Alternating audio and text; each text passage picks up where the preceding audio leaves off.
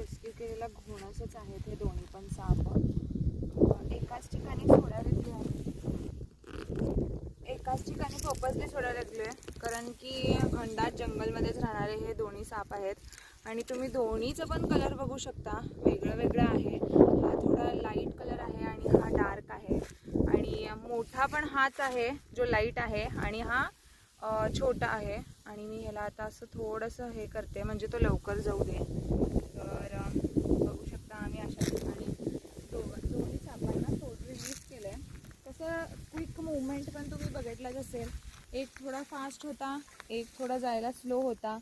तर असं क्विक ते बघा कसं दुसऱ्या दिशेला गेले।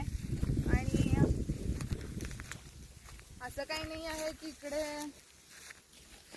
त्यांनी सर्वाइव्ह वगैरे करू शकत नाहीत, पण कसं कुठे गेलं बघा ते लगेच क्विक, इकडनं तो गेला तिकडनं तो गेला।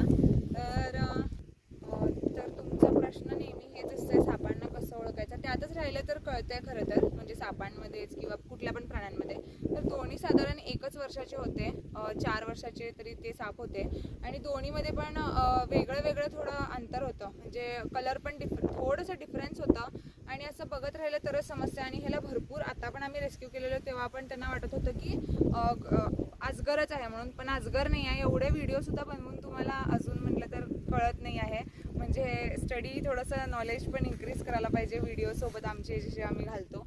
तर माणसांपेक्षा दूर आम्ही ह्या जंगलमध्ये ह्याला रिलीज केलेला आहे। आणि बघूया आता, आणि आमच्याबरोबर असंच राहा आणि लाईक शेअर कमेंटसुद्धा करा। आणि परत तुम्हाला जास्त असे वेगळे वेगळे व्हिडिओज पाहिजे असतील तर नेहमी आम्हाला सपोर्ट करा, असंच कायम जसं तुम्ही आत्ता करत आलात।